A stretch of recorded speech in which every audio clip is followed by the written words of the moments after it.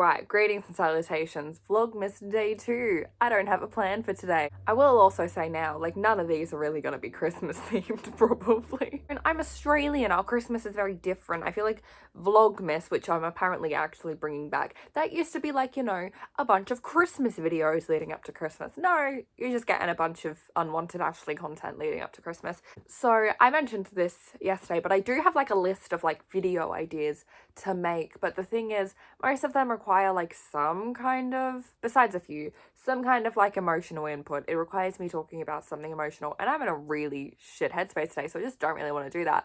So what I've decided to do, because I was just watching Sarah Z's video about Destiel, which obviously got me in the 2012 Tumblr headspace, is I thought we could talk about fan fiction. Fan fiction is a really interesting topic to me. Obviously, it's much more accepted in a mainstream sense now than it ever has been before, but it's been a thing for a long time. I think, I could be wrong on this, I think the first ever fan fictions were actually about the Sherlock Holmes novels. A long ass time ago. Fan fiction has been a thing ever since then, and it's kind of done a little up and down in terms of popularity and its acceptance in mainstream media, because for a long time Sherlock Holmes fanfiction was like published in fanzines and in actual magazines, and it was like a widely accepted thing of people read this because they wanted more stories with these characters, this character specifically that they love. And it was a very, very normalized thing. And then over time, fan fiction kind of became this dark secret of the internet more so, or something that was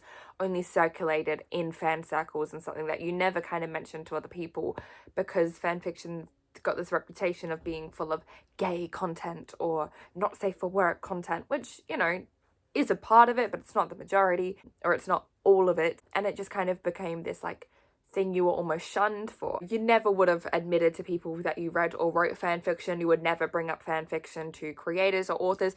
And fan fiction, in terms of its validity in literary circles, is still a big question mark. A lot of people still talk about the legal rights behind it, or speak of it as if it's not real writing, whereas other authors will widely just announce that they write fan fiction or they wrote fan fiction, or will even claim that some of their own work is fan fiction. Neil Gaiman, I'm not actually sure, but you know the author. He very like widely announces the fact that he won a Hugo Award for a piece of like Sherlock Holmes and H.P. Lovecraft, I think, fan fiction that he wrote.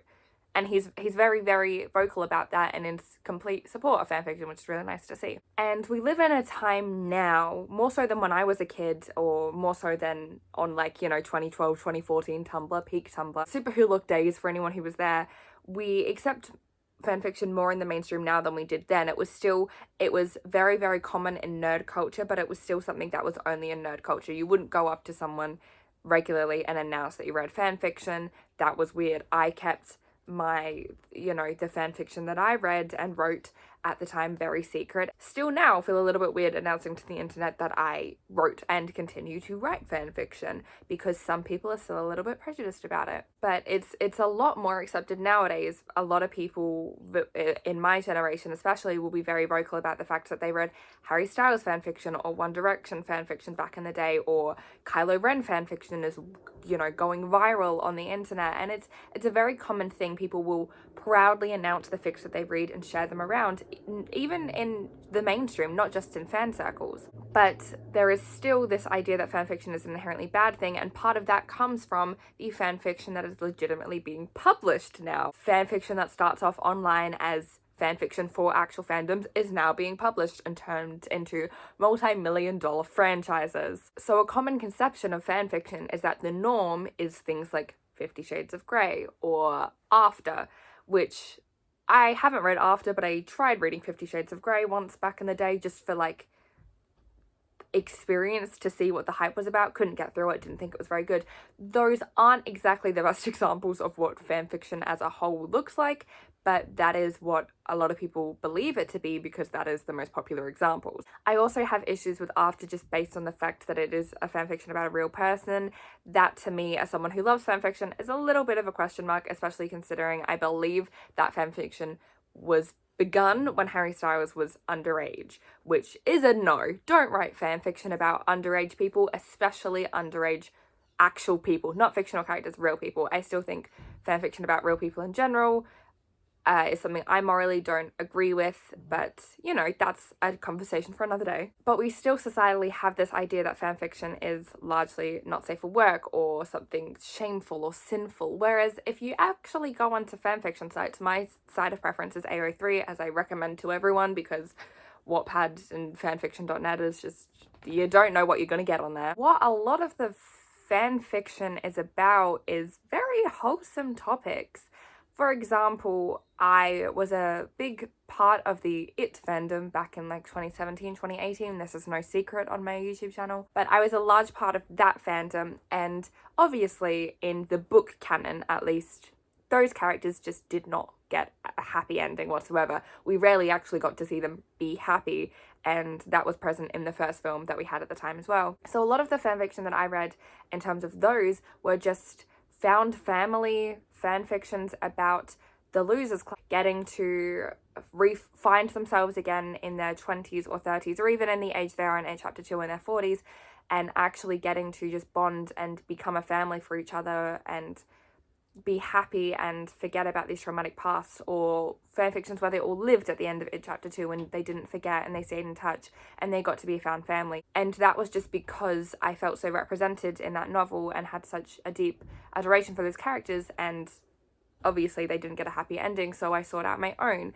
And I think that that's largely what fanfiction is. It's people either creating happy endings for characters they love that they didn't get to see in canon, or seeking representation for themselves in whatever way that means. Fanfictions where their favourite characters are trans or LGBT, or a ship that they were queer baited for years. Reading about them being like them and having that be lovely to see. I think in terms of representation, it's also because while there is, again, now more so than ever, LGBT plus, you know, content for us to read and like actual published works and actual published LGBT plus books, it's not this, we don't have that same privilege of finding that representation in any genre or any story we please for the most part. And so sometimes we have to go online and search for, you know, other stories where we can see stories about people like ourselves in different scenarios with our favorite tropes, and it's a great accessible way. I don't